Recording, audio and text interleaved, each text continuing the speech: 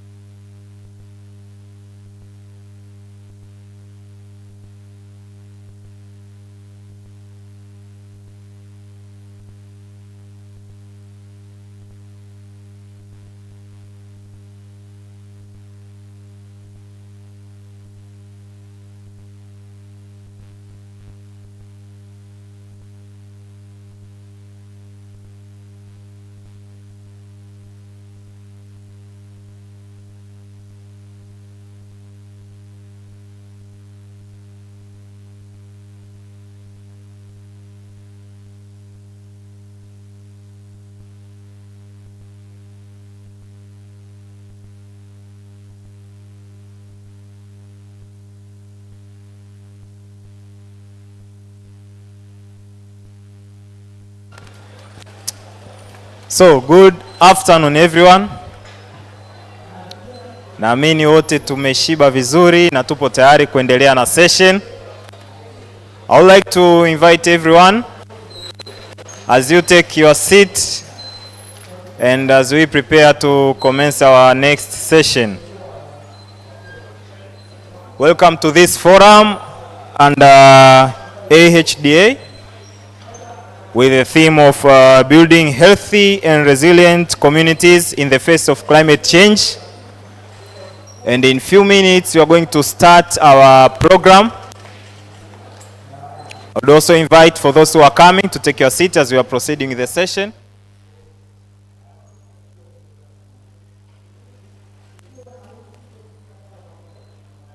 And now I would like to welcome Dr. Mary. You can proceed with the next programs. Welcome. Thank you. Good afternoon. Good afternoon. Karibuni. Si wote tumekula lunch? Okay, so my name is Dr. Mary Nicholas Suke. I'm the program manager at HDA. And I will start by giving a short introduction about our organization. So, Amplify Health and Development in Africa is a youth-led organization registered in Tanzania in August 2023 by a team of youth who are experts in health and communications. We have 3 pillars, which are climate health and change, community development, and health system strengthening. And then our approach is through advocacy, storytelling, community engagement, and communications for actions. Since our registration, we have started doing different projects involving ourselves in collaborations, and on ground activities that we started this early January. with the successful as follows.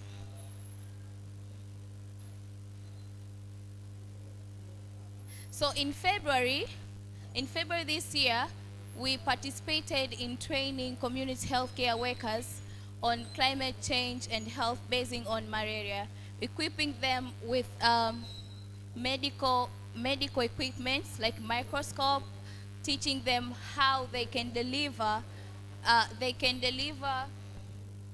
they can be delivering the education of climate change and health in mode of preventive ways. And also we also equip them with bicycles so that it could help them on moving from one household to another household, providing education. As well as we published a book called Ziada and Onyo. This book, it explains it aimed to reach the population of young people, mostly in primary schools and secondary schools, elaborating on malaria, and it was distributed in primary schools in Lindi. It was about 3,000 copies. And then we conducted a panel discussion at a local level. This panel discussion involved primarily local leaders with community members and community health workers, where they had a chance to discuss on strategies and preventive way on tackling climate change and health. Also, so these are the medical equipment I was speaking about. We distributed the microscopes and other laboratory reagents. And then also we conducted online webinars where we provided a platform to youth and give them a chance to discuss the role of a youth in tackling climate change and health. And through that, with the continuation of that video, as part of storytelling, we were able to document a documentary showing the effects of flood in areas which were primarily not known to be used to getting such events. We documented it in Moshi, Tanzania. And this documentary was successful use in the launch of profiles for climate change at Baku in the Forecasting Health Future Summit this year.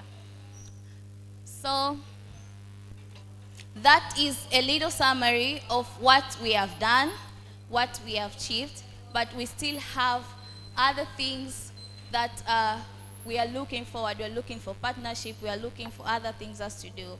So this forum, being another successful story, will base on climate change and health. We'll have a panel discussion followed with a discussion. It's more of conservation, like discussion. We'll break into group discussion. We all break down the points, set up the strategies. So to kickstart our forum, I would like to welcome Mr. Alois Urasa, who is our interim director. Let me read the bio.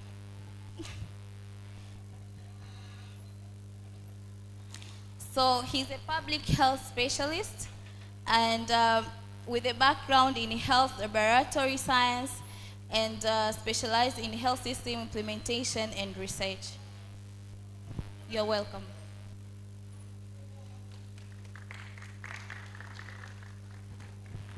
Thank you very much, Dr. Mary, for that wonderful introduction about AHDA. And it's really our pleasure being here today, hosting this important discussion or forum on climate change and health.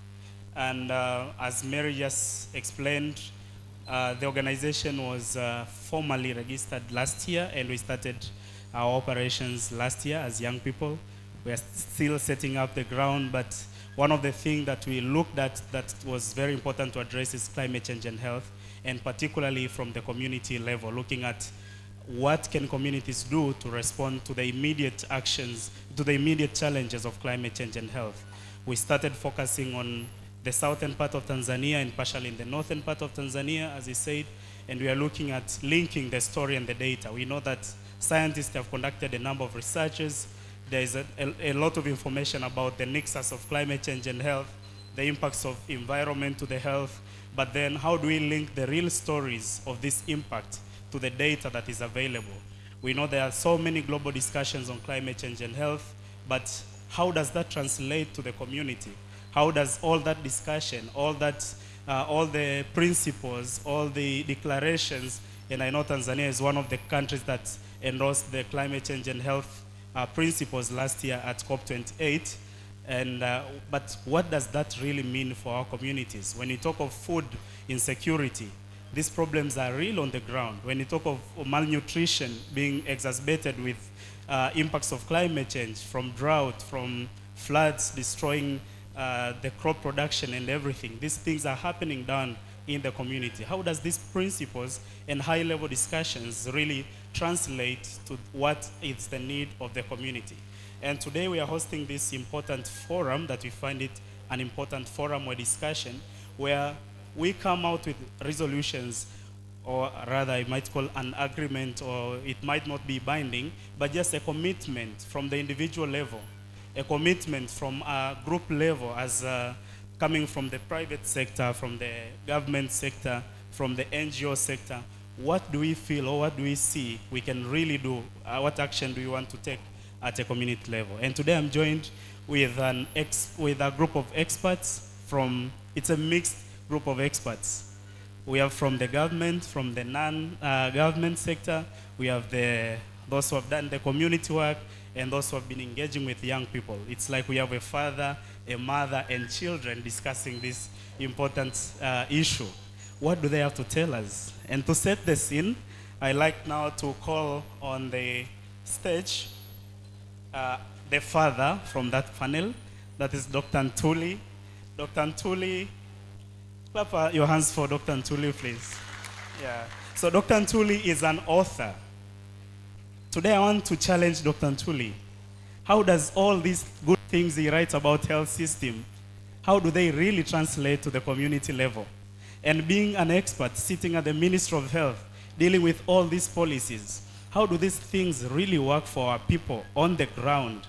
Dr. Ntuli, before we go to that challenge, can you set a scene for us and tell us what is really the nexus? When you talk of resilience, when you talk of communities, when you talk of health system strengthening, what does it really mean? Over to you. Thank you very much, and I'm happy to be part of this panel discussing a very pertinent issue at the global, regional, and the country level. So resilience simply means withstanding or recovering from shock. You know, time to time we shall be experiencing shocks in terms of emergencies, in terms of the disease outbreaks, pandemics, but how our system cope and recover from those shocks is what it means by saying the resilience. But what is a health system? A system simply consists of organization, people, and actions whose primary intent is to restore and maintain health. So these two words oftentimes are used interchangeably, but they do not mean the same thing. But WHO tried to unpack the health system into the building blocks. They presented the 6 building blocks, starting with human resource for health, leadership and governance, healthcare financing, health management information system, service delivery, and supply chain management, without forgetting the community. But last year, I, together with my colleagues, we published a book on the primary healthcare, where we challenged the 6 building blocks, because we felt that it did include some of the very important elements as far as the health system is concerned. So we looked at the global level, we looked at the global health initiatives, the Global Fund, the Gavi, and we have WHO, UNICEF, all these big organizations they have got a lot of bearing into our healthcare systems, the way our healthcare system performs. So they can introduce vertical programs, and these affects the way our healthcare system performs. And also we did include the other thing, the political determinants of health.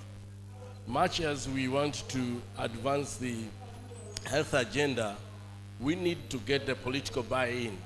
We need the political will. And this through political will where the private and public sectors comes together. And it's through the political will when we actually make sure that we endorse and accept some of the international agreements, including the Paris Declarations, the Brazzaville, all these actually resolutions which are put at the global, continental, at the national level. And also we did include the social determinants of health. These are the key important factors, because the way people seek healthcare, the health-seeking behavior, it determines how the health system performs. Last but not least, the commercial determinants. Here we speak about having health diets, physical activities, but we have the salt industry promoting use of salt. We have the sugar industry promoting the sugar use. And then we have the tobacco industry promoting the tobacco use. So all these is what makes really, I together with some of my colleagues who are in this room, we thought we needed to write something on the new 6 building blocks which are necessary to advancing the health system at the global, regional, and at the national level. Thank you.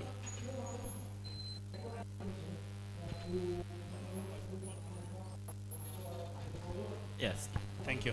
Yeah, thank you very much, Dr. Ntuli. You have really given us food of thought and great digestion on what health systems really mean and why it is important to have all these policies, the political commitments, social determinants, and so on and so forth. But before I invite the next panelists on the stage, Dr. Mary mentioned that we took one of the stories from the community to one of the largest climate change and health that sets a scene for the Conference of Parties, COP29, that is coming up in Baku, Azerbaijan. It was a short story. We just filmed one of our colleagues, what we do on the ground, and it was featured at Forecasting Health Futures in June. Maybe we can play that, and then I'll call on the next panelists.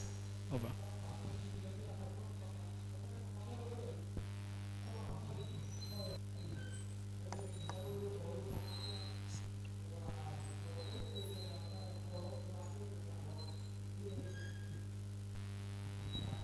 Sound?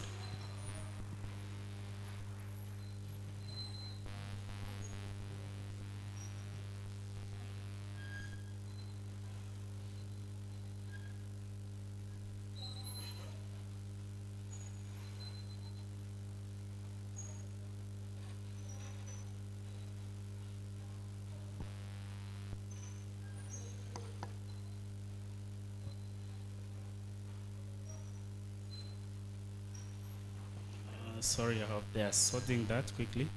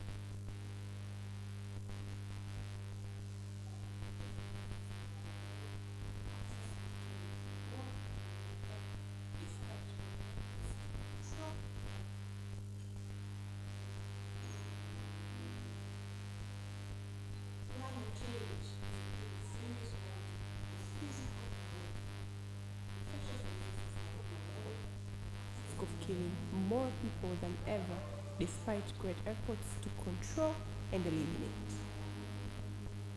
From the shadow of Mount Kilimanjaro in Tanzania, a country blessed with varieties of natural and attractive features, we meet Isaac Kaniki, a dedicated medical laboratory scientist, a youth leader for health, who found his passion in addressing health impacts for climate change through community action and advocacy. For years now, I have been a malaria champion advocating for increased resources at continental, national, as well as local levels. And through this initiative, I have been collaborating with my colleagues in implementing community actions like raising awareness on the fight against malaria, distributing mosquito nets in hard-to-reach areas, as well as mapping the needs of communities in hard-to-reach places. Beyond the lab, Isaac immerses himself in workshops and leadership roles, sharing skills in disease prevention and community health development. In our recent activities that we conducted in southern Tanzania, due to disrupted connection of roads, hindered us to deliver services like reaching community health workers. Communities can play significant role with regard to the links between climate change and health. I and my colleagues at Amplify Health and Development in Africa, we did a community activities where we got very inspiring actions, stories of actions that are happening at community. And we learned that increasing resources that will equip them with the necessary tools for them to work effectively. One best thing that we learned, communities act as potential informers, potential source of information regarding the climate action that we can drive at community level. And they act as both information source as well as collectors of information from the community itself, which is important in tailoring the evidence-based solutions. If we were prepared, there would be no fear of floods, and together we can turn the tide against the impact of climate change on Earth.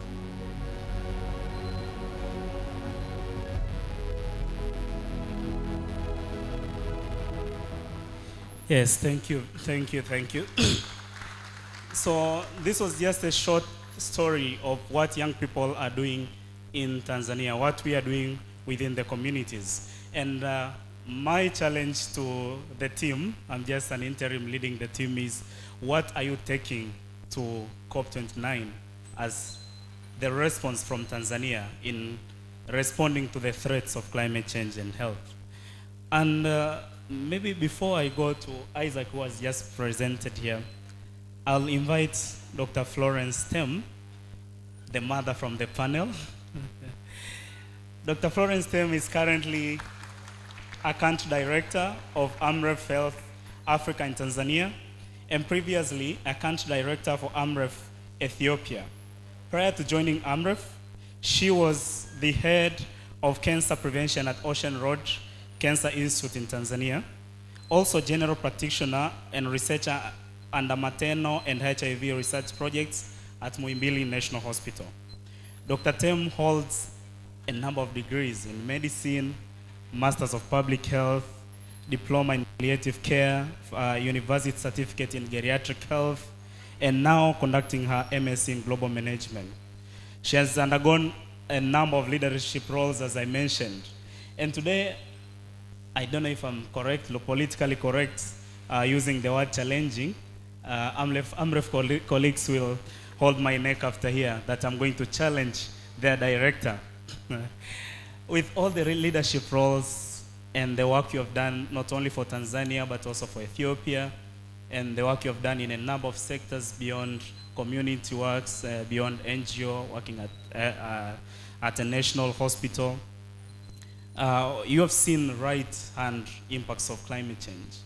And you have seen the really challenges that communities faces when it comes to climate change and health, which is really exacerbating what has already been there. We know there's already poverty, malaria has been there despite climate change, NTDs have been there despite climate change, pulmonary diseases and everything, and you are a mother, you know how this challenges the health of a child. And now leading one of the biggest NGOs in Tanzania. What is your perspective on the role of non-state actors like NGOs and CSOs beyond AMREF that could effectively support the policies and all the good things that Dr. Ntuli has just mentioned?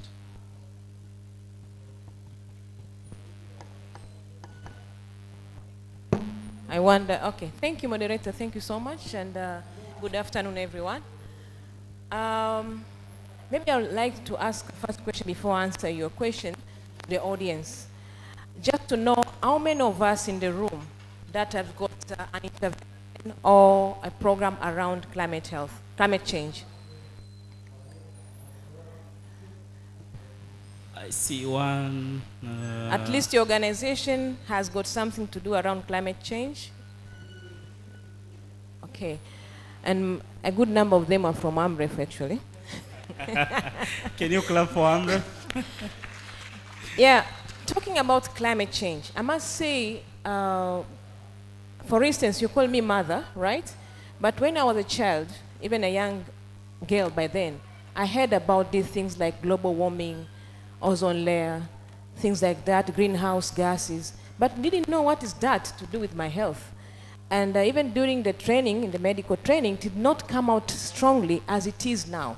So I must say you young people are lucky that now the health sector is bringing climate change into the table.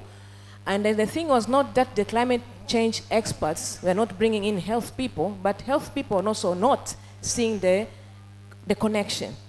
So now it's very obvious that the change that we see from the all extreme weathers, rising temperatures, elevated levels of sea level, they all affect a number of things. And I have a certain slide I wish to show, if someone can help me to just show that slide from the Africa Center for Strategic Studies. That will also help as I try to explain. But asking the role of NGOs as ourselves is actually to make sure that that language is clearly and well understood by each and everyone from the household level, community level, in a simplified language. I think we are using very strong technical languages to communicate things that are happening within people's surroundings and life. Climate change has got significant influence in how people are born, raised, grow, work in the environment. And all this, from what my colleague here said, is all about social determinants, because social determinants basically are factors or conditions where people are born, grow, live, and work. So it's actually, climate change has got a significant influence. So going through this cascade of that, you realize it affects our lives. So even when we talk about SDGs, though there's one SDG, SDG 13, is surrounding climate change, but all 17 SDG has got impact around climate change. So look at this picture, you realize this was a report that came out back like 8 years ago, but it was released by Africa Center for Strategic Studies. And you can see the way they connected all the effects from the sea level, rising sea levels, from the disappearance of Mount Kilimanjaro ice cap, that does also affect the rivers. That means there's dryness in that area, so drought in places that never been drought before. Also going to the crops yield in South Sudan, in Sudan and Nigeria.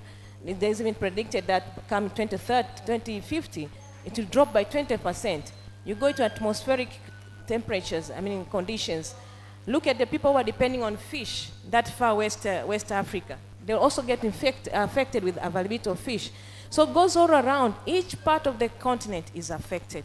And yet, emission of carbon is very low compared to the rest of the globe. So we are the ones who are affected, though carbon emission is quite low. Now it comes that we are also having outbreaks of diseases. We are seeing outbreaks of Marburgs. We're having things that we never had before, diarrheas, etc. And the report that came from WHO that had accumulated a 10-year study reported that out of 2021 cases of public health outbreak, 56% were climate related. So you can see we are even living with a situation that we are actually surrounded with the impacts that we don't even know what are they connected to our own health. and we need to make sure that we communicate to the level that people understand. So the role of NGOs now is actually to get to the community and raise their awareness in a simplified language in a daily living condition. And we have to see how do we need to change the narrative now. When you can remove the slide. When we are, no, just remove the slide. When we are communicate about cholera, for instance, now I'm told in Simiu, even a bit of latrine is very low percentage. Even access to safe water. So you're telling somebody you should have clean water, safe water. But where is the water? And we're looking for the source of water, there's drought.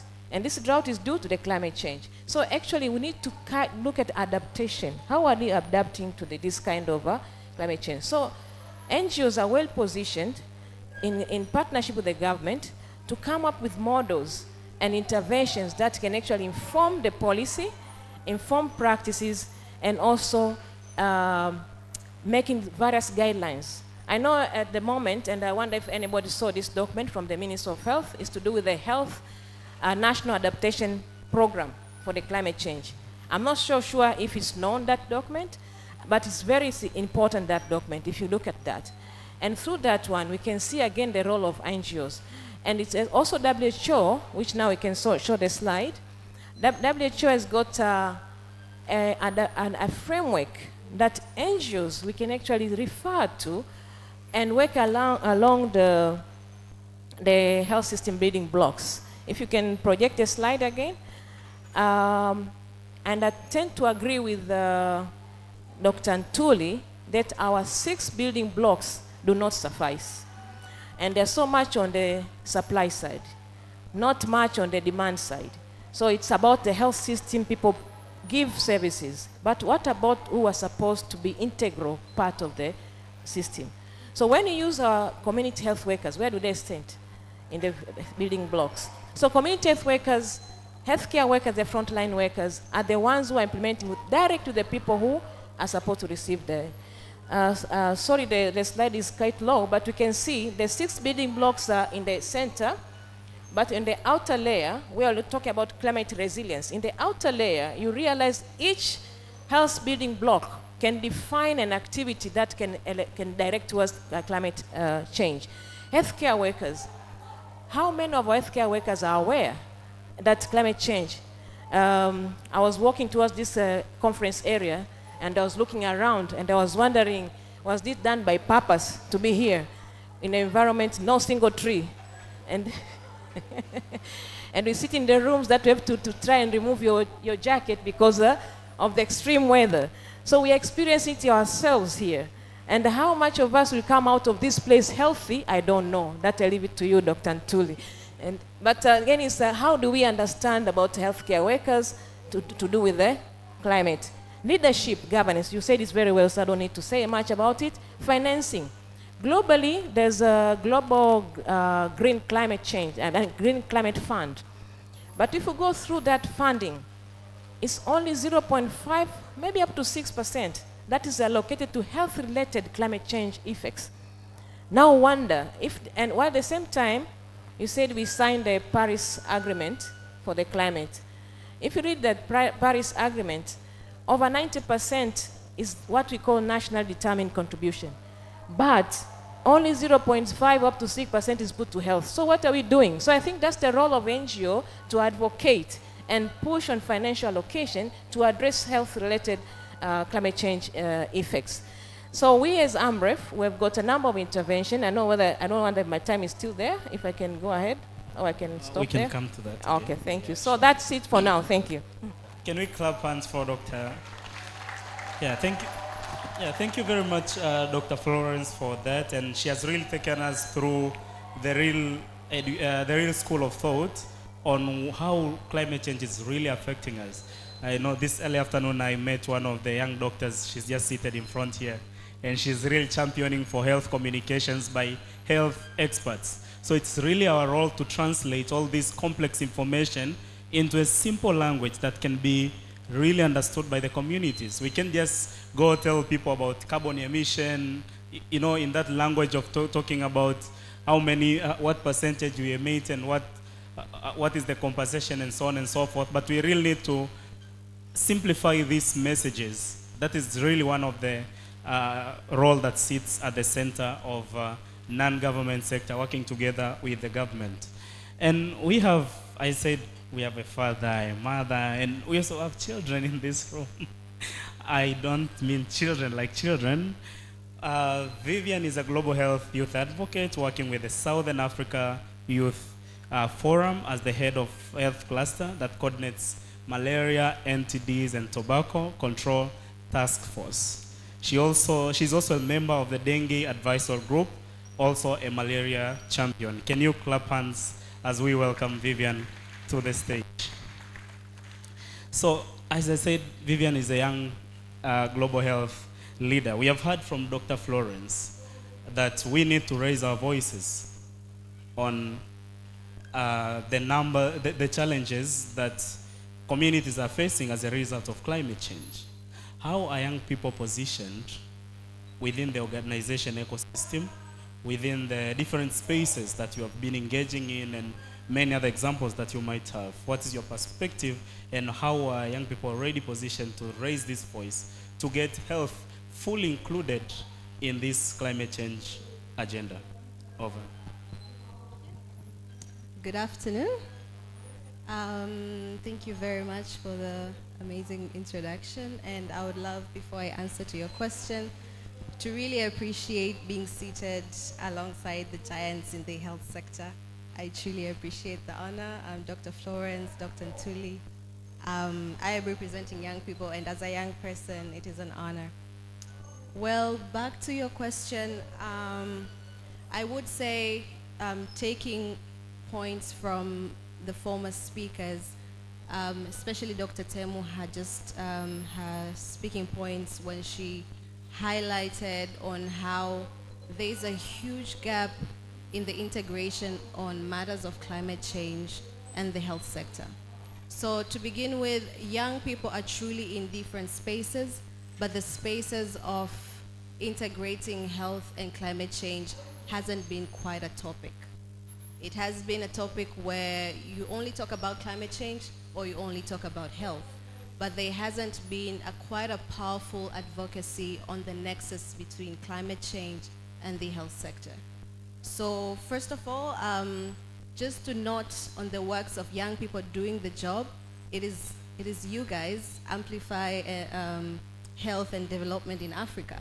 You guys are doing it, being among the few young people in the country, trying now to put this agenda on board and putting it on the table to have these discussions. This platform right here is a true example of what young people do to bring the conversations around climate change and the health. Yeah. So I think briefly I'll just answer to that. Thank you very much, Vivian, for that very brief and precise answer that we really need to bring this voice together. If any of you have been at the climate change events, mostly you'll find a room like this seated by all health experts discussing climate change and health, or all this room seated by climate change experts discussing climate change. I think that's one of the things that we really need to change. And I'm happy today we have a minor mix of representatives who are climate advocates in the room. I know the Climate Hub is represented in the room, who therefore was represented in the room. This is the kind of things we need to bring, that kind of integration from ourselves, from individuals, how we organize such kind of platforms, how we communicate the messages. We really need to bring all the voices together. Earlier we saw a video of a young person doing community work, and we heard here a lot of things about communities. We have Isaac, a health laboratory scientist who does not only want to be at the bench doing the bench work, but rather moving and working with the communities. Isaac is the head of community engagement at Amplify Health and Development in Africa. And for the short time since the organization has been set, he has really done a tremendous work. I've worked with Isaac for 3 years, normally before even we decided, let us set up this formal space. We have distributed mosquito nets, over 10,000 of them, to communities. We have trained over 100 community health workers. This year alone, we trained 20 community health workers. And Isaac has been a really champion for that. Before coming to Zanzibar, I saw he was in Lindi doing the evaluation of the programs conducted there. Isaac, why do you think it's really important to have this component of community engagement? Why it is really important to talk of climate change and health at community level? Can we clap hand for Isaac as he takes the mic?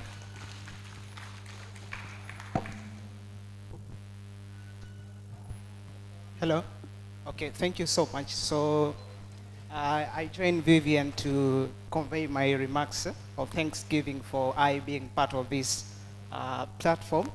I'm so happy, and on behalf of Amplify Health Development in Africa, we are so happy to host this summit.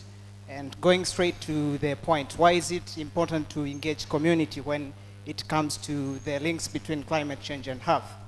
We do have all these policies, resolutions, and international conferences coming with, and researchers from academia, coming with so many interventions that we need to implement and to put them in place to mitigate the impact of climate change and health.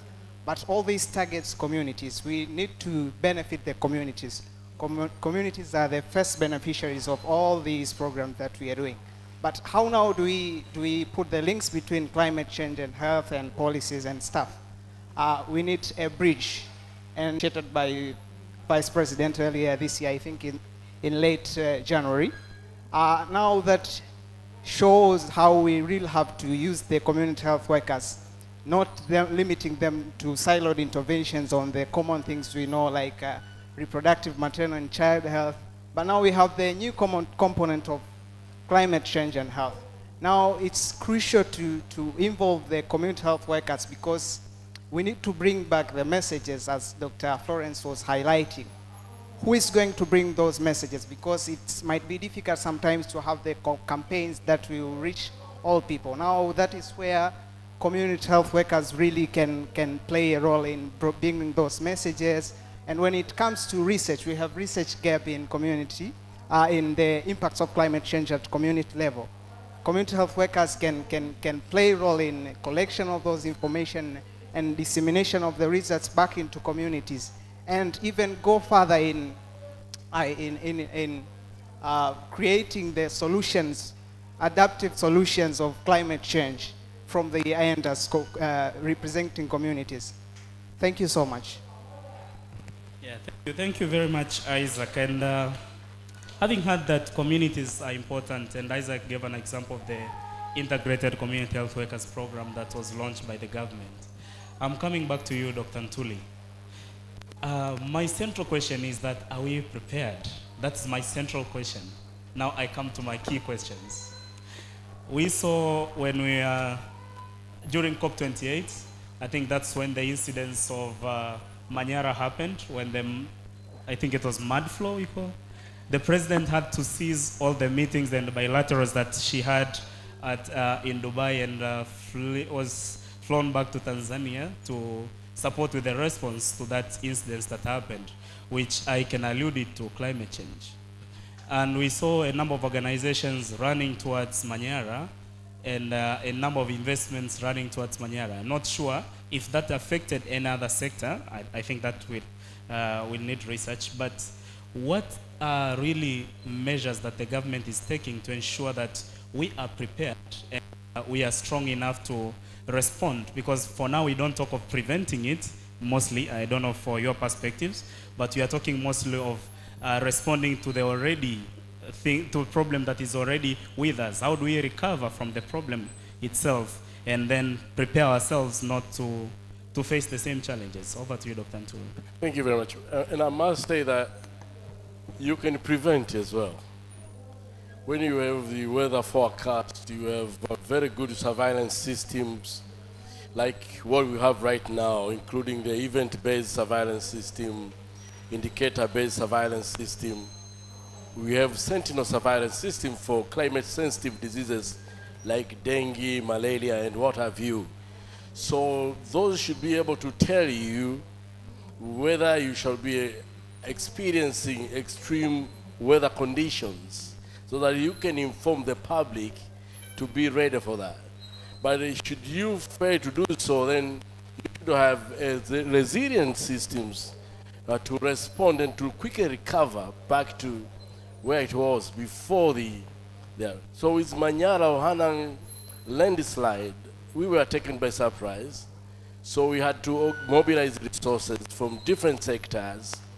But the good thing, we have policies in place, and these policies do inform us whenever there is an outbreak, pandemic, or there is a public health emergency of a country concern or of the continent concern, to be able to galvanize ourselves, mobilize ourselves, and respond to that. And this is what we did. Luckily, I was the chief of operations during the Manyala Hanang landslide. So I was actually deputized role by the chief medical officer, who is an incidents manager for all the outbreaks and public health emergencies. So we have a very structured. We have policies in place, and we also have categorized these emergencies. There are some of emergencies which are coordinated under the Prime Minister's office. Those are general ones, but those related to the health, we do coordinate. My department, together with the Department of Public Health Emergencies. So what we did, it was quickly to organize and mobilize stakeholders to work with the government. So we had what we call one plan, one budget, one report, and one monitoring and evaluation. That helped us to actually align and also to arrange and coordinate different stakeholders who were supporting us. But apart from that, we have what we call the National Health Action or Adaptation Plan.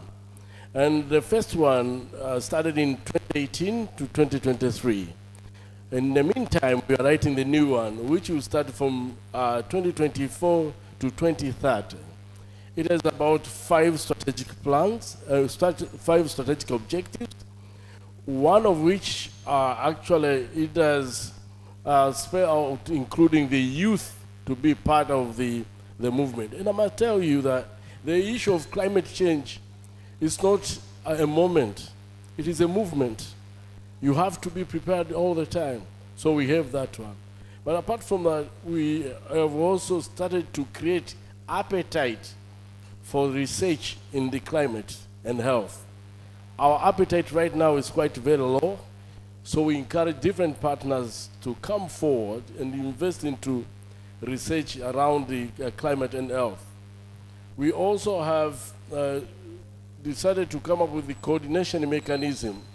And maybe because time is not our good friend, I would have also presented on the coordination mechanism which we have, where we have the public sector, we have the non-state actors, the private sector, working together whenever there is an outbreak, whenever there is anything which is related to climate change.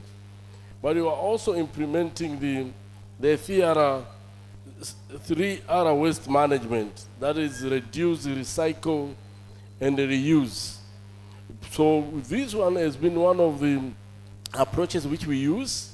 Right now, that's why you find when you walk downtown, there will be people who are collecting bottles of water and other things for recycle. But we need also to advance in that area so that we can be able to work together.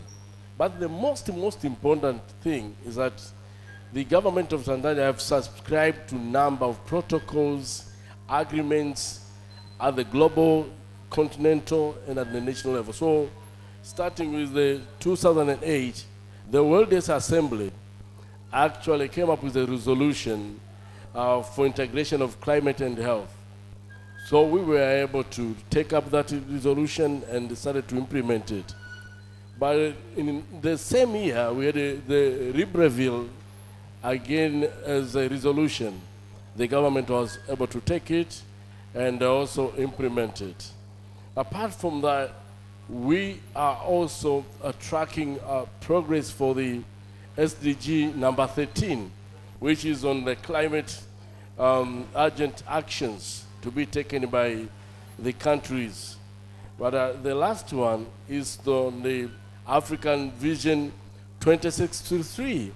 The Africa we want is also highlights the importance of the member countries to invest in the climate. So we have done so much, but the most important thing now is to have different stakeholders working with us to make sure that we have a climate-friendly environment, and also we have the resilient systems that can absorb shocks from the climate. So last year, the good thing, or this year, Her Excellency, Dr. Samia Suluhu Hassan attended the COP28, and also she pledged and subscribed to a number of the initiatives at a global level. So we are happy that the political will is there, and for us, we need the more communities joining. And when my colleague was contributing on the community, let us not forget that we are also communities. So we need to create the community at the national level, where we have the community for climate and health. That should be the community. And then going down is where we have the integrated and coordinated community healthcare system. So all these systems must work together. So here, from this panel, we should be able to create another community where we'll be interacting, because even within the climate and health, there's also silos coming up. I was speaking to young people in New York last week. We had those who are working in the environment, just in environment, but pertaining climate. And we had those for health. So you cannot live that way. If we are to move forward, we will have an uphill task later to deal with defragmentation again. If we start right now fragmenting ourselves, we won't be able to tackle this agenda. We need to work together from different communities, like what we have in health in all policies, or one health approaches. That should be the motto going forward. Thank you. Yes. I can say, how many wants to be part of that community that Dr. Ntuli is talking about? How many are subscribing to that community of practice for climate change and health in Tanzania? Wow, I see a good number of hands. Daktari, una wafuasi wa kutosha sasa.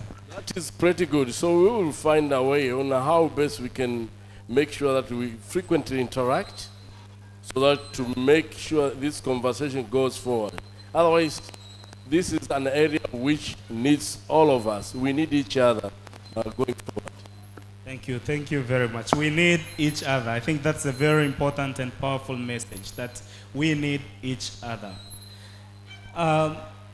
You can prepare your questions. We have enough time, I can say. This forum was subscribed for 3 hours, not ordinarily for 1 hour and a half. And we did this purposely, that we wanted all voices put together. But you are not going to sit down for all 3 hours listening. You are going to have some times for interaction, but we'll also be free to sit at some point and have a break. But I want to turn back to Dr. Florence. Dr.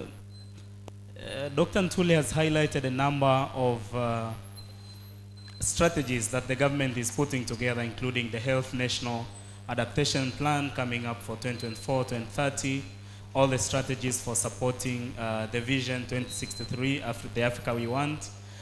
And we look up to you as one of the strongest organizations in the country and non-state sector. What is the strategy from AMREF, and what is the plan for the community that will emerge from here going forward? Thank you again.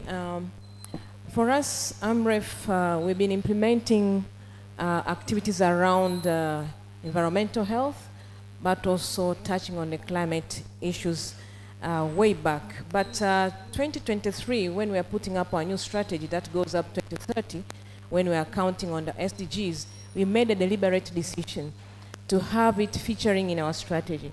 So we have a strategy that stands with two major, we call them strategic platforms. And one of the strategic platforms is primary health care. We are doing a lot in primary health care that most of you know, so I need not to go through that. But we said while addressing that, we have a second platform, which is really around social determinants of health. So as what we're saying, while we're addressing PHC as our core area, we should also address social determinants of health. And under that, that's where issues around climate, effects of climate change come in, and the nexus between climate change and health, including responses to some of the outbreaks. So talking about climate change, we are addressing, we are trying to do models and to engage also communities, looking at mitigation, but also adaptation aspects.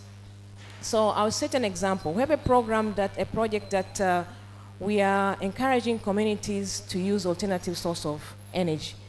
And apart from having this normal charcoal that contribute to the carbon emission, we encourage them also to avoid cutting trees, so that we also promote what we call carbon sinks, that the trees should actually be there. So what we have in this program in Dar es Salaam is to do with the waste management from the household level, collecting garbage from the household level, and through expertise that we have in-house, engineer and tourists there, but even other partners that work together, we convert that household waste into charcoal. And that means food remainings, any other dust that we need to be sorted out and identify that is suitable for producing charcoal. So there's a process that goes through that carbonation process. Then we have another charcoal that is less smoke, durable, and also affordable.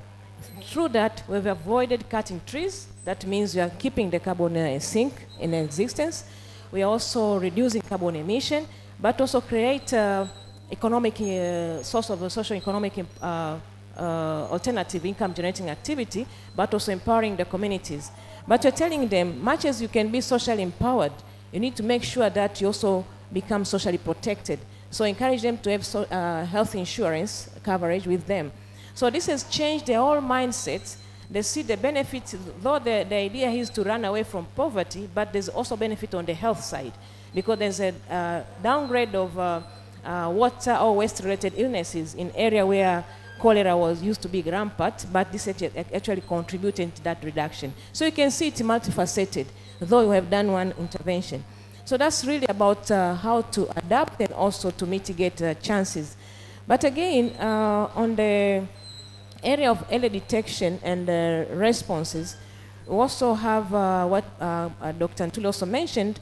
We've trained community health workers, quite a number of them, over 3,000 of them, on event-based surveillance detection. And I'll tell you, when we had the Marburg in Kagera, is one of our trainee community health worker who actually picked Marburg. And without that training, she wouldn't have known. She picked from the rumors in the village and it initiated the response. And I have my expert here, Lusungu, and others who are actually doing the job. So again, the same training went to Pemba. And then you heard about the sea turtle food poisoning outbreak. Again, it's the same community health worker who triggered the response, because when it was notified, went through the response system, the rapid response system, then the action took place. So again, you can see that we have resources in the community. It's just how to use them. And we also have programs, so we take all that in what we call One Health. I think we were also looking that is one health, one life, one world. So it means we also live once. So make sure everything that we know now is not just about a human, or now there's a lot of change in the biodiversity as well. We see the trend of diseases. Places that we never had malaria, we have malaria now. So we are using that strategy, we are deliberate about it. And of recent, we just heard even there's a preterm deliveries because of climate change. So it gets over and above what we thought it is. In fact, it goes beyond that. And I think something that we need to actually emulate and encourage many of us non-state actors to make deliberate decisions to integrate climate change, the effects of climate change in our resource mobilization efforts, but even in our interventions. Thank you. Wow. I know some of you don't want to clap because you live once. Kona medanganya. Yeah. One life, one health, one life, one world. We live, so we must act now, right? Thank you very much, Dr. Florence, for that powerful message and the great strategy that AMREF has put on place, but already implementing a number of it, a large part of it, especially on community health workers. And we had all the good examples of what community health workers are doing on the ground. Before I go to the audience for questions and contributions to this panel, I'll come to you, Isaac, and then Vivian. What challenges, starting with Isaac, are community health workers facing in response to health issues, particularly now with climate change and health? What challenges do you foresee increasing to them, but also what challenges are they facing currently? Okay, thank you so much, Alois.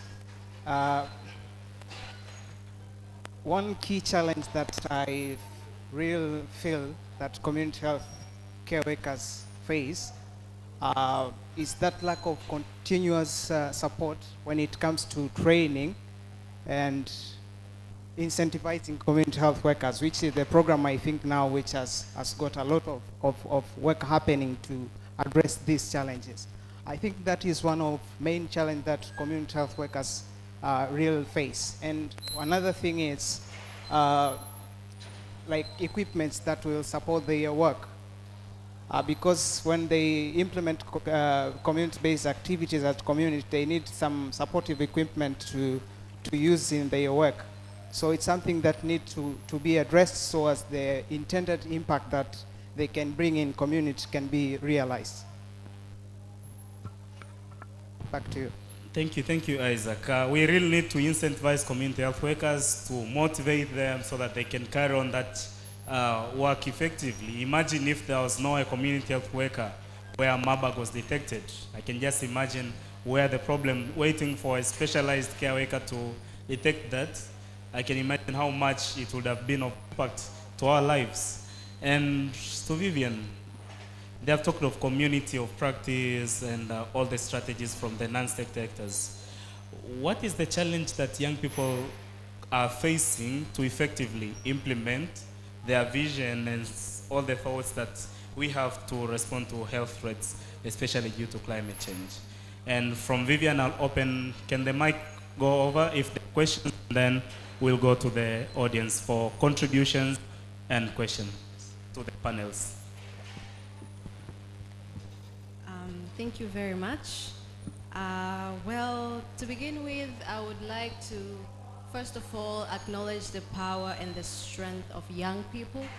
Despite the challenges, despite the hurdles in advocacy work and championing for the health issues and climate change space, young people are doing it and they're making the most of the opportunities available despite the challenges.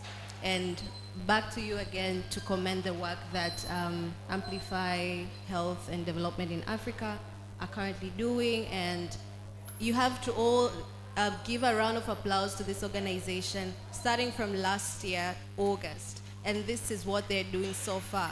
So you can imagine in 5 years to come, what will they be putting on the table for us. So, and another note I wanted to share is to acknowledge the fact that young people are at the forefront in ensuring that there are more innovative ideas and increase of grassroots activism. It is quite less to find elderly doing community work in rural communities or in low-level communities. But it is we, the young people, that are usually sent out there to do the real job, the real work, the grassroots activism. And it is we, the young people, who come with new ideas, the likes of Dawa Mkononi, the likes of Mkanda Salama, the likes of Trash to Treasure from Climate Hub. Those are innovative ideas that help to ensuring that health system, the climate change space, something is being done. And one of the biggest challenges that young people face truth be told, is access to funding. Access to funding, because you might find a lot of youth have amazing, brilliant minds and ideas put in place, but they don't know where to start because of lack of resources. And it is something that I feel they lack the trust from donors, because, you know, being a grassroots organization, just starting from a very low stage, you know no one, or maybe you know some of the partners, but for them to entrust you with resources to start something or doing something, that it's quite a challenge. So I believe there are young people that are doing very well, and once they have access to the rightful resources, the right funding, they will do amazing things, especially now on the agenda of climate change and health. And this is to say, but also we have a challenge as young people to ensuring that we are proving ourselves right, that we can be trusted with the right resources that we're looking for. Because it is not only enough to have an idea that you want to change the community, but it is also what do you have, or do you have what it takes to be entrusted with such resources to actually do the work. Because you present an idea and it turns out you already have the resources, and all you think is, now I need to buy a car, now I need to build a house. You now shift the goal that you started the initiative with to your own personal benefits. So I think it plays both sides when it comes to the issues of funding, but also I believe young people need the right access to the network that are in the spaces, because it is not all partners that you can work with, but there are specific partners that are actually in the niche of the agenda that we're pushing for. So having the right network and the access to the network that will be able to actually support the work. And support does not necessarily mean money, but support can be having Dr. Florence Temu, having Dr. Ntuli on the table, in engaging with young people in the present, and having a conversation and saying what they know, saying what we know, and have a consensus of what we can agree after this conversation. So, so we need access to the right network, and these platforms give us that opportunity to network with such people and with such partners. And of course, we have an issue of having the technical expertise. Young people, as I mentioned, have innovative ideas, have brilliant plans, but there's a huge gap in having the right strategy in actually implementing what we have, bringing the idea into a practical concept, bringing the idea into a right strategy of implementation. But of course, lack of skills. Now we're moving forward into an AI revolutionized world, and it's all about tech. How are we going to to engage the technological advancement to combat and bring solutions in the issues of climate change and health? Now young people need to have the right skills to actually put them on board to making those solutions, to writing them down, to think about them and making sure that they're actually feasible. So all of these things, and of course the right capacity building programs and mentorship programs, because you might have the skills, yes, you might have the idea, but you lack the right attitude to actually approach these people. Because no matter how smart you are, no matter how much you can deliver, you also need to have meaningful relationship with these people, because you're not only engaging with an organization as a name. If I'm working with AMREF, I'm not working with AMREF the name, I'm working with people in that organization. So how am I brought up, how am I mentored to actually rightfully engage with these people that are in these spaces? Because, so now young people also face that challenge to lack the right mentorship. And of course, I really acknowledge the YOCAB program from the THS. They have done a brilliant job over 5 years we have seen the fruits, and I think Alois, you can also testify to that. And another thing is, another challenge just to wind up is being informed. Because if we young people, we claim to be denied the space to be in the rooms, or we are denied the tables and you're told to bring in the chairs.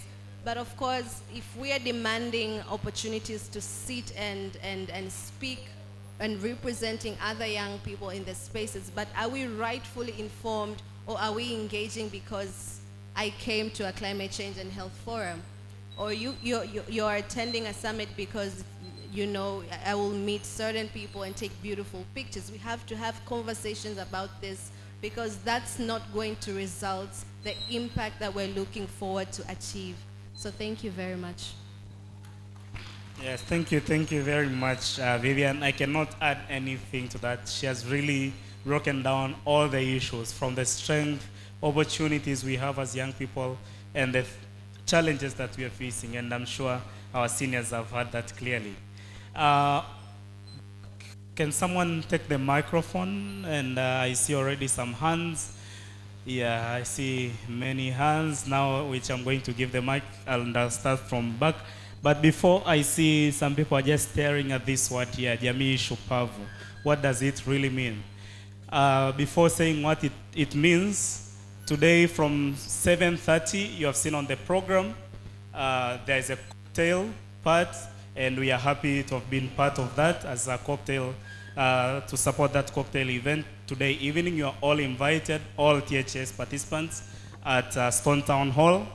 And one of the key things we wanted, a very small message we want to bring to that cocktail part, to the whole audience of THS, is we need to create a strong and resilient community. In short, we just called it, a quick translation we've just found quickly as a team was Jamii Shupavu. It's a campaign to ensure that whatever you are doing in your space as a healthcare professional, make sure it intends to build a strong community. Because if we only have a strong community, a strong individuals within the community, then it will be very easy to respond to all the threats that we are discussing.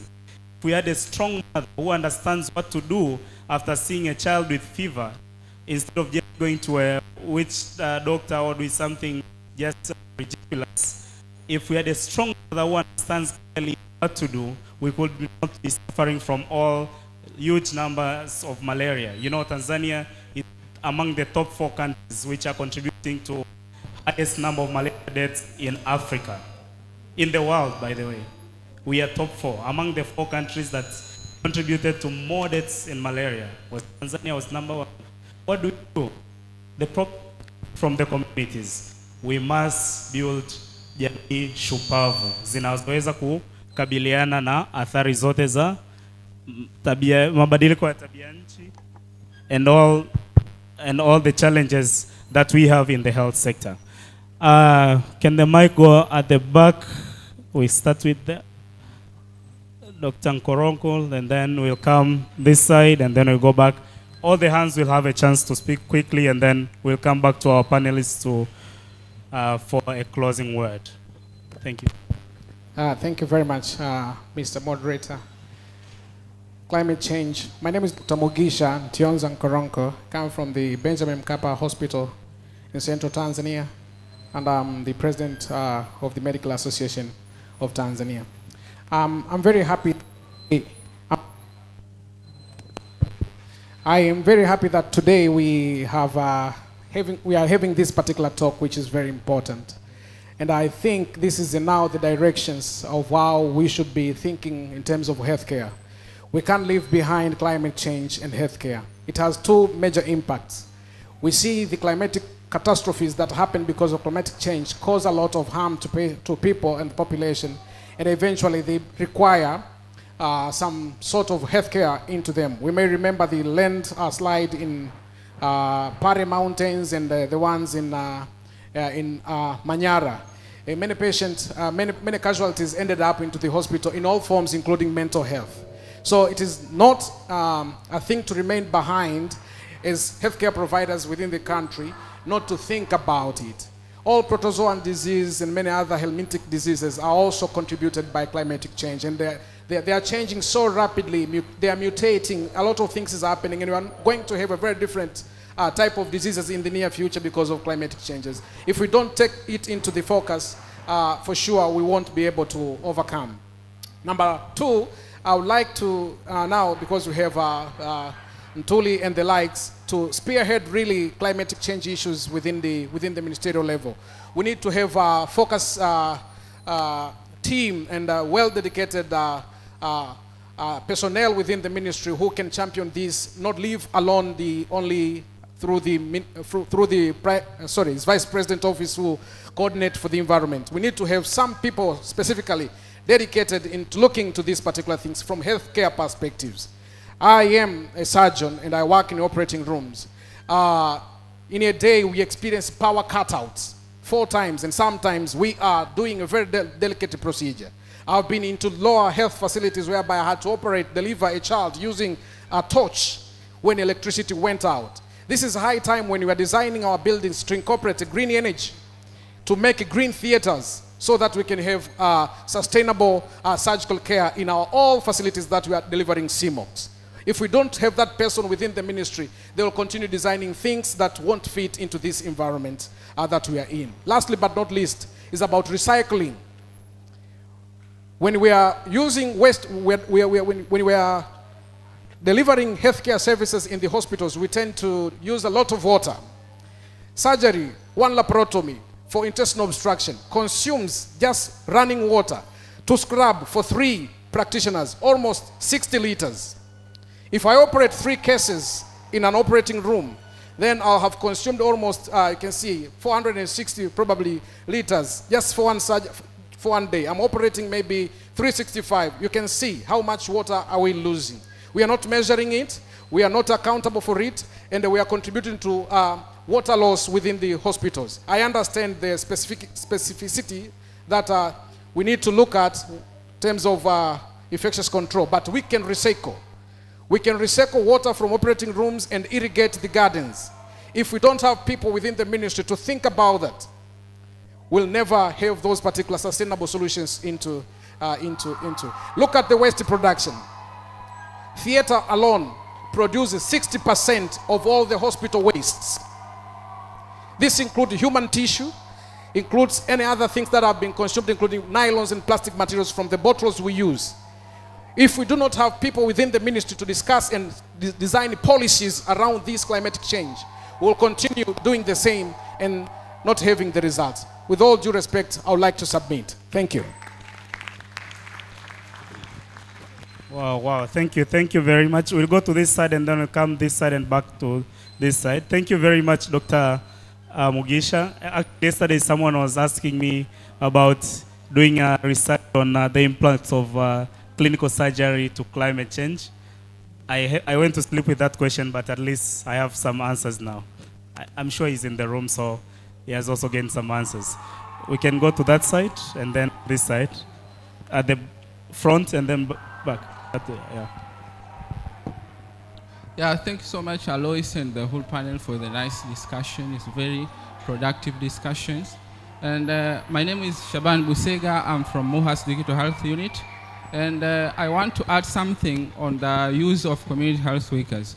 We understand that currently the Tanzania governments, the Tanzania government have made a lot of effort in strengthening community health workers.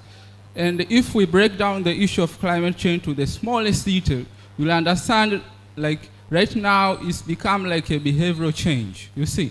For example, climate change may have direct impact, maybe floods and so forth. But there are small issues which may be, like for example, we understand many people have maybe NCDs, maybe like hypertension. So the effect of climate change may be increase in temperature, which increase the intensity of a certain kind of disease, you see.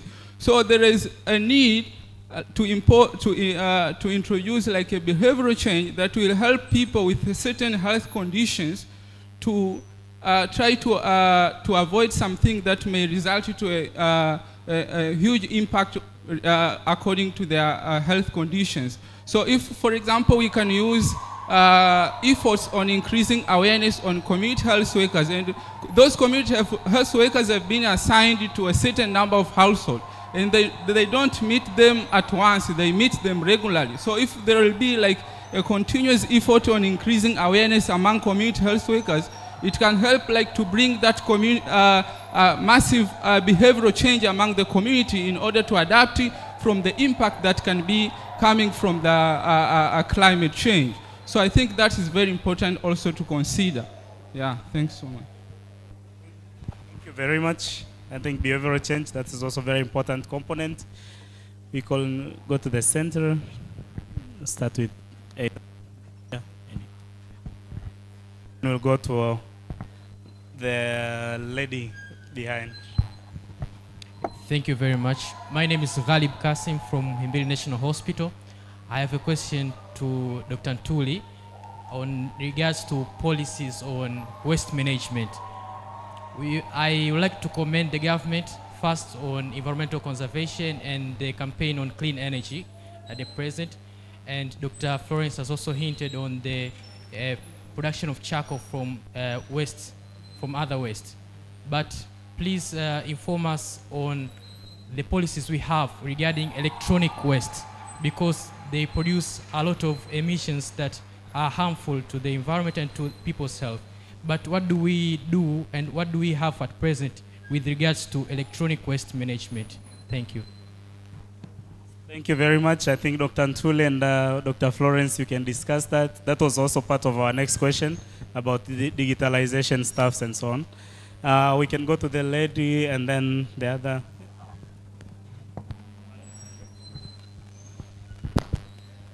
Good afternoon. I'm Queen Ruth Msina from Pharmaxis. I would like to congratulate you on a very good forum, considering that now climate change is an area of interest.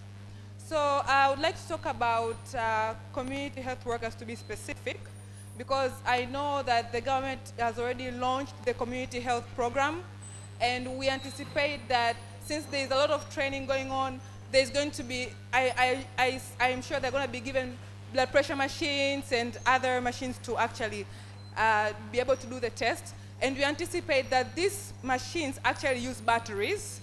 So we can imagine with community health workers being in the community, there's going to be a lot of disposals of batteries, considering that maybe one battery goes in 2 days or something. So I just wanted to come with a proposition, since we were talking of climate change and community. Why don't we explore green energy, more of like solar power banks?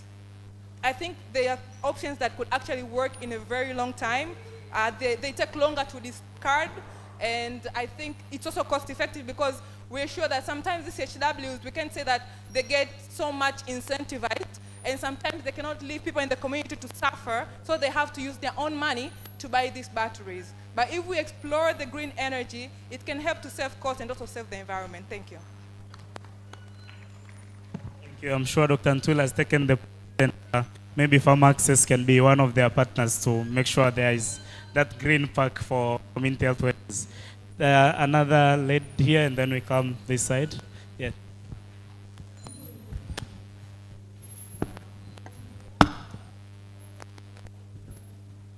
Good afternoon. My name is Mary Mbone Yonaza. I'm a medical health in charge at Newala and Chiwonga Dispensary in Newala District, and currently a medical student at Kampala University. So my question goes as, we know all the campaigns that have success in our communities involve community leaders. And we are with policymakers. I'm talking to Dr. Ntuli specifically. What are the involvement of community leaders in making sure that they are educated or empowered in knowing the climate change and their health effects that comes with climate change? Moreover, how are they prepared? We all know that most campaign which concerns climate and environment, these community leaders help a lot. For example, those cleanness every Saturday. We all know how effective it was when community leaders are involved. So what are the policies involving them, community leaders, in making sure that we improve in that? Thank you. Thank you. I think the question is noted. we come to this side. Was there a question here? At the front, and then we'll go here, and then we'll be back to this side. Mimi naitwa George kutokea UNICEF. Naomba niongee Kiswahili. Kwanza, wakati tunazungumza mambo ya climate change, tunalaumu sana wenzetu. Lakini nikiangalia from your household level, how many of us we have planted a tree on front of our house? Even a single one. Tuanzie hapo. Then we ask ourselves, tunatumia mkaa au gas? Hapo tunazungumzia namna tunavyo contribute kwenye global warming. Then eventually you learn that we have a footprint that we have to contribute to change the status.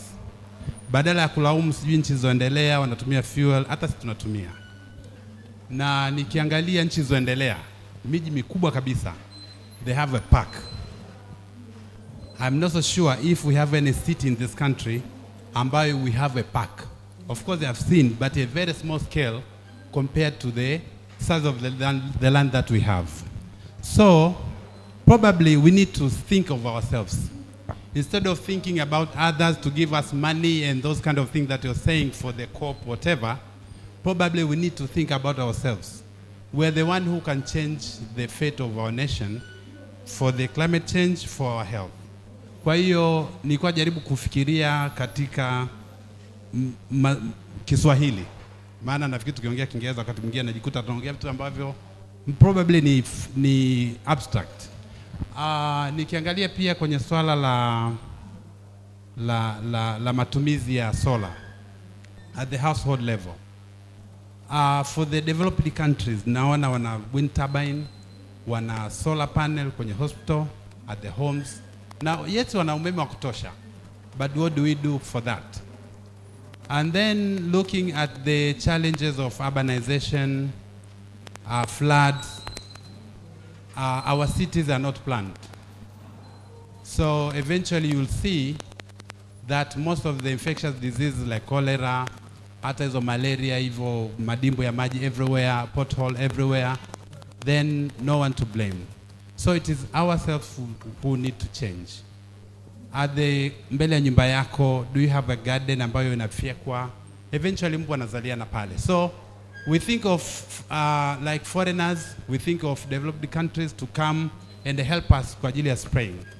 Kwa hiyo probably we need to rethink about how we think about the climate change and about the foreign aid, about what we can do to change the situation. Na jambo la mwisho labda ningesema kwamba when I remember the government when decided to abolish the use of nylons, most of people thought it's not possible.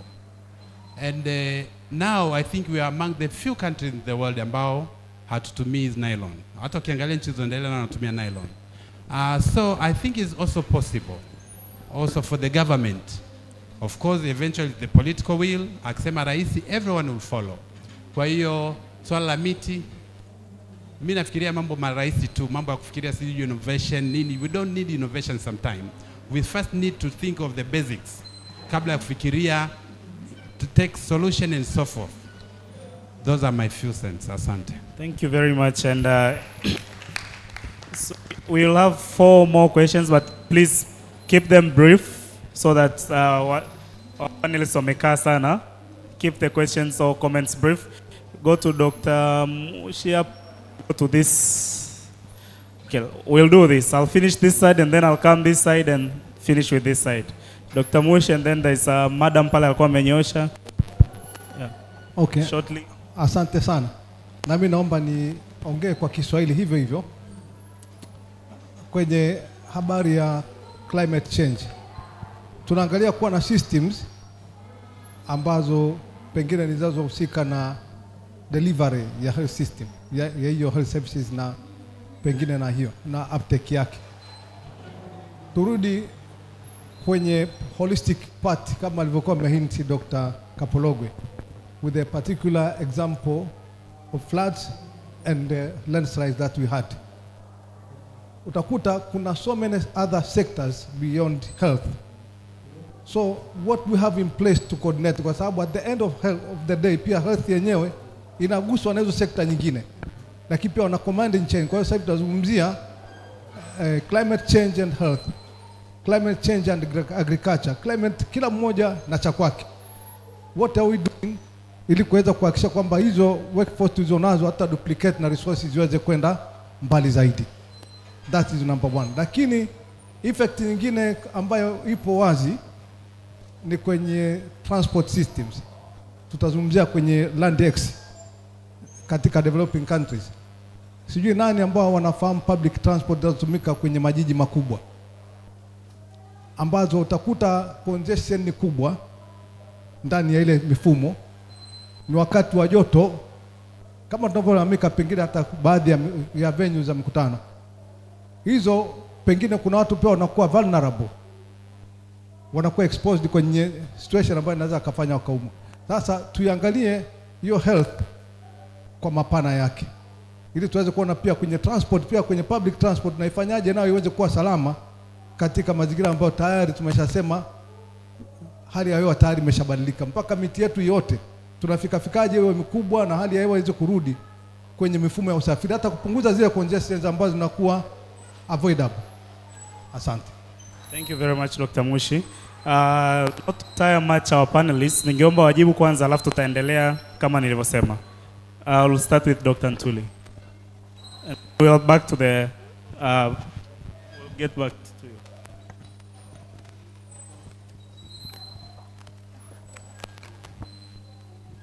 Thank you very much, and I must commend all the people who ask questions. The questions asked are quite very pertinent to what we are discussing here. Maybe starting with Dr. Mugisha, we have now a dedicated team at the ministry, but also we work hand in hand with the Vice President's office and the Prime Minister's office, trying to implement the Common Action Plan. But I must admit that the issue of climate change, it might sound that it is an old one, but when it comes to Tanzania, I might consider it's relatively new. That was I'm very happy to see the group of young people organizing themselves, coming up with this type of platform where we can discuss and move forward.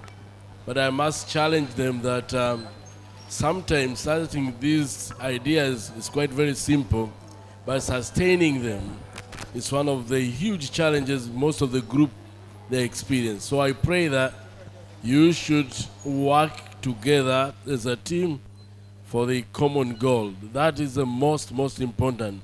But at the same time, you must acknowledge the role of elders in the field or in the fraternity who can guide you to reach to the high heights. But the other thing, it was the issue of recycling. Well, we have already the policy in place which works, and the most important to reinforce the law. But we have policies in place, and we have also the strategies in place. But with regard to the question, I think it was Hussein who asked about the number, the community care workers that attend per day. So with our new guidelines for community-based health interventions, they are supposed to visit between 70 to 100 households per month. And we have about 7 modules, including issues to do with the climate and health. But the most important it will be for us to make sure that whenever they visit these households, they are having a very comprehensive checklist that do not leave anything behind of relevance. But at the same time, we must be cautious of not overburdening them so that they might end up being burned out, having burnouts. And there was this, the issue of waste management. Well, we have 2 acts. One is an Environment Act of 2004 and the Public Health Act of 2009. both of these two acts, they are very clear when it comes to the waste management, both solid and liquid waste management. But the most important is now there's opportunities, and some of the regions and districts in the country that have been able to take up those opportunities, especially the carbon credit facility. In Iringa, Katavi, they were able to exploit those opportunities. So we encourage different regions to come forward so that they can be able to take up those opportunities which deem to be very important. The electronic waste management, these two laws which I have just mentioned, they do not segregate whether this is electronic or non-electronic. All wastes are treated equally. So the most important is to reinforce these laws, because still we haven't gotten to the level where you'll have people being sensitive with having clean environment. Now we are implementing the Mtu ni Afya campaign. Under Mtu ni Afya campaign, it requires us all to be able to clean our surrounding within 5 meters. But a few people that have responded to that, and this is to respond to what my brother George has said or asked, that sometimes we have these campaigns, we have these laws, but these things are social behavioral. You have really to invest into the behavior thing. Even this one, the climate and earth agenda, for us to succeed, we will have to design a campaign as well. But we cannot be sitting here only there like speaking to each other without engage the wider community or the general public. You will have to design intervention. The good thing is my department responsible with these public campaigns. So we can sit down, and that's the role of the community of practice. Design the campaign, and we should be able to measure the penetration of the campaign. After a year or so, we shall come back and say, this is what the campaign has been able to do in terms of transforming our societies up to the household level. And there was this issue of engaging community leaders. The beauty of Tanzania, we have a very good dialogue structures from the national up to the community level. We have the National Steering Committee. We have at subnational, we have the steering committees at local government level. By going down at the ward, village, and hamlet level, we have also committees responsible with the environment, climate, and what have you. But the most important again, having the group of these young people who are ready to frontier this agenda. We can work together so that the community leaders, they should be made aware of this agenda. But again, I said, let us not use one approach. We should have multiple approaches so that we can be able to reach out to the wider population. Last, I think this was how do we engage the sectors outside health. We have been having a couple of meetings and platform which brings together all stakeholders in the climate and health. And these meetings and platforms seem to be working pretty well, but still we need to sustain. So I must say, before I conclude on my side, that this arrangement and the leadership that have been shown by the young people here, it is commendable.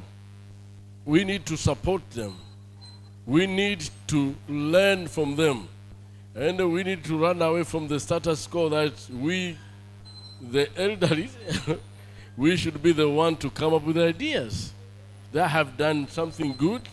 We need to embrace, we need to support them all the time, and let us make ourselves available for them to reach out to us, get our ideas, get different thoughts on how best they can move this agenda forward. That would be my plea to all of us.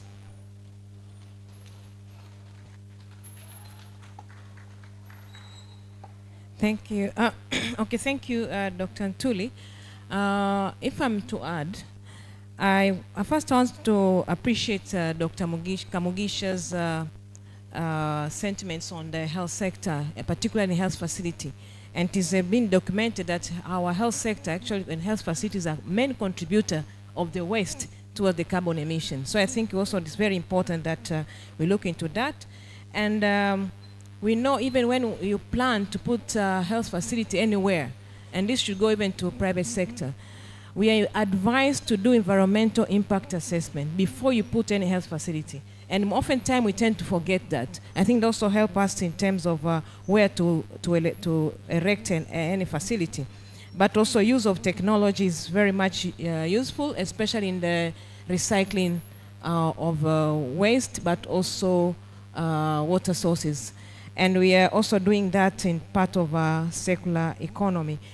I want to comment on, as regard to policies. Dr. Ntuli has explained the existing policies, but I want to encourage my fellow non-state actors. Even where there's no policy, we are there to show what works, what doesn't work, and influence policies. And also to suggest policy dialogues so that we can come up with suggestions on how to either an improvement on the existing policy or creation of a totally new, if it's not represented anywhere. So I think that should be part of our responsibility, especially noting that climate change, even in our health sector strategic plan, is not been mentioned.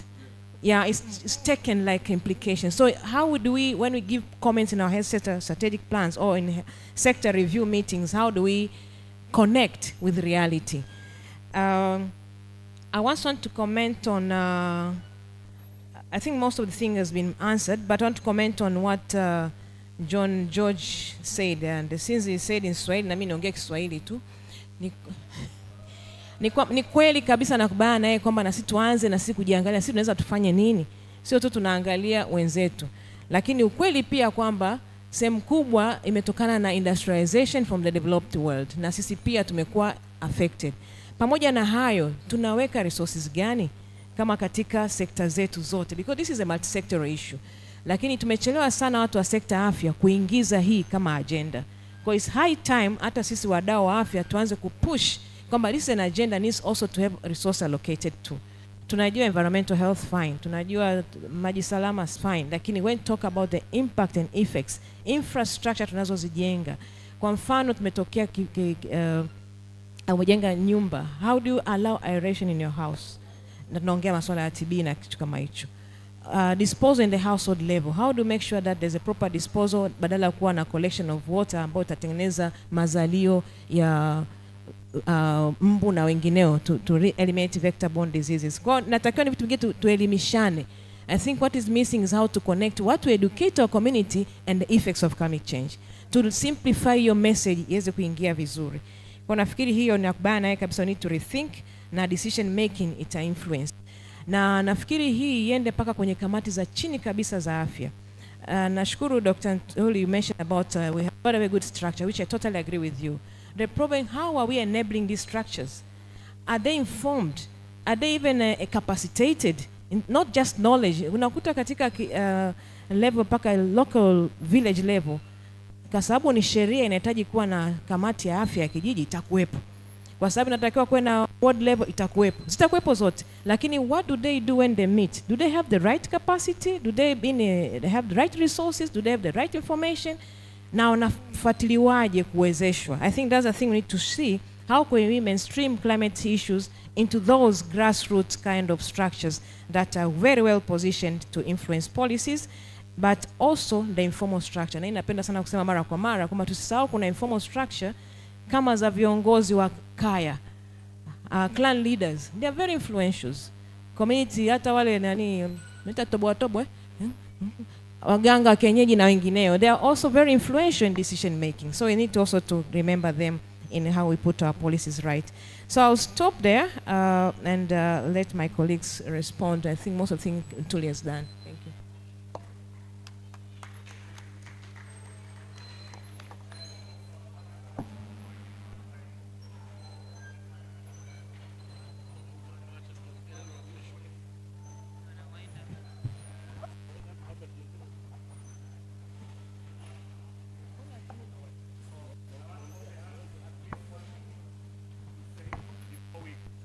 bring the panel.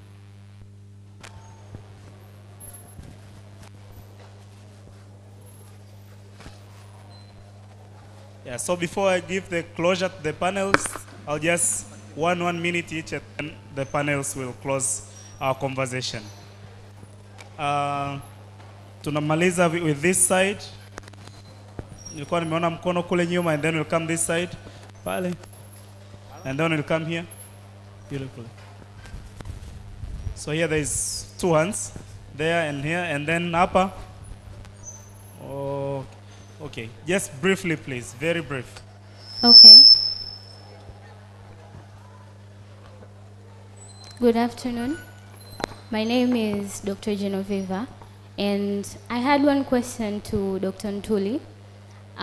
Is there any government efforts that are being done to incorporate the topic of climate versus incorporation with health in the smaller generation, like in educational system? Like just like the way we were singing about HIV for years since when we were in standard 3, and then when we grew up we knew like HIV is bad and how to prevent ourselves from HIV. Is there any efforts that government is putting into incorporating this topic to the syllabus system of the younger generation, so that even when they grow up, if our target is maybe 2050 or 2030, I feel like they need to be aware of these situations since when they are little kids, so that when they grow up, even and they hear about health versus climate, they don't be surprised like how is climate related to health. Because for now, majority of us, when you talk about climate, we all think of geography and maybe soil erosion and things like that. So I think if younger generation, if they're educated about the climate versus health, it's going to be easier for us to solve the problems that are caused by climate on Earth. Okay, thank you, Dr. Genoveva. Back to Baba, and then we come this side. Okay, Mama, then Baba.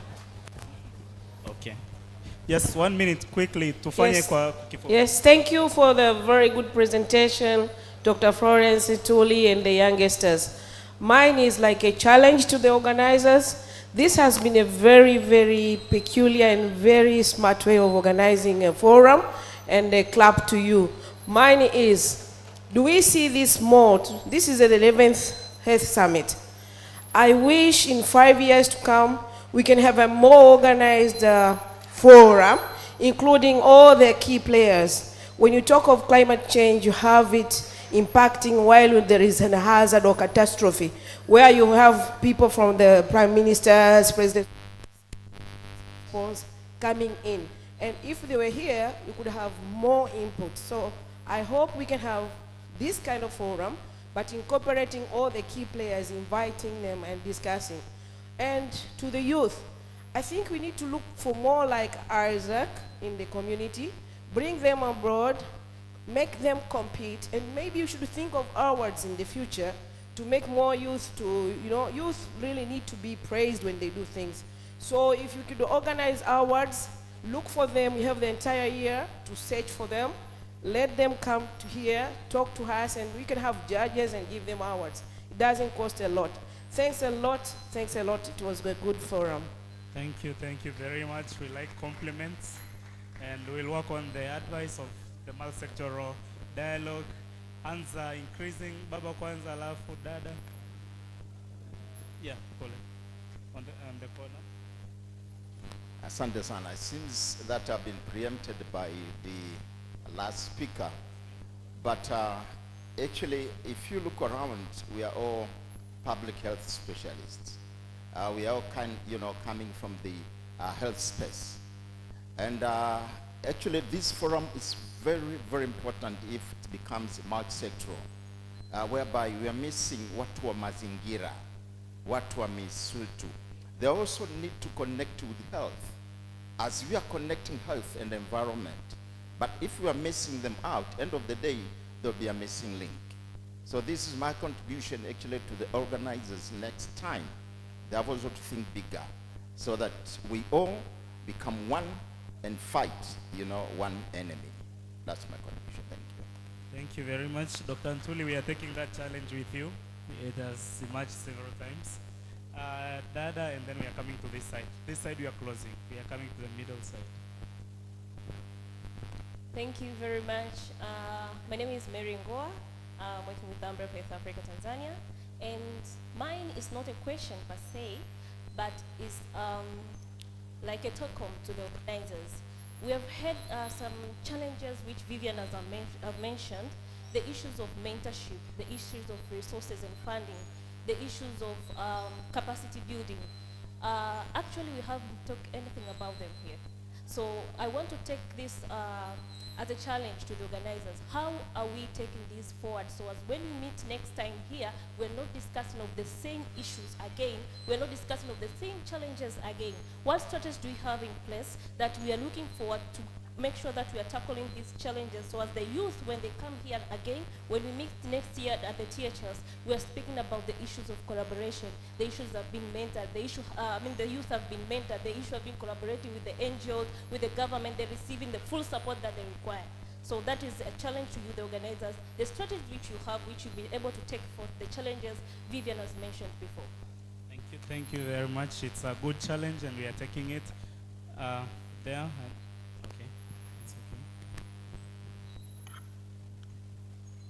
Good afternoon. I am Gladness Ndauka, and what I would love to say is it's not very far from Dr. Genevieve about involving the younger generation, the children. Apparently in Tanzania and most African countries, we are first exposed to our religion than the education first. We will go to madrasa, we will go to church. That is what we're introduced to first. Now, the books, the religious books, there's a saying, or there's a verse that says, mtoto mlee mtoto katika njia impasayo naye hata iacha hata uzee. Nadhani hii ni kitu kikubwa sana ambacho tunaweza tukakitumia. We must use this opportunity, go to the churches, the mosques, the madrasas, and impact this knowledge to these people. Children's the samaki mkunje kabla hajakuwa mbichi. Samaki mkunje angali mbichi kabla hajakuwa mbichi. I'm so sorry. Thank you. Samaki mkunje. So tuwakunje hawa watoto kuanzia kwenye zile madrasa, kwenye nini, tukitegemea nyumbani kwao kwenye household, ni sisi wakubwa ambao tumeshakuwa hatukunjiki tena. Maybe they don't have the right knowledge, but then when you use hao wengine, it's more appropriate. Thank you. Thank you very much. And by the way, UNICEF recently launched a very nice report known as The Threat to Progress. To read that report, you'll learn a lot about it. They have tried to really put a good linkage between climate change and child health, hence why it's so really important to build them up from now. Over to you. Yes, please, less than a minute. Quickly. Thank you. My questions will go to Dr. Ntuli and Dr. Florence. My name is Agaton Kimario. I'm a recent medical graduate from KSMC, and just a brief. So we are integrating health and climate change through antimicrobial resistance awareness. So we won a Student Against Superbug, which is a grant award, and through that award we are doing education to secondary school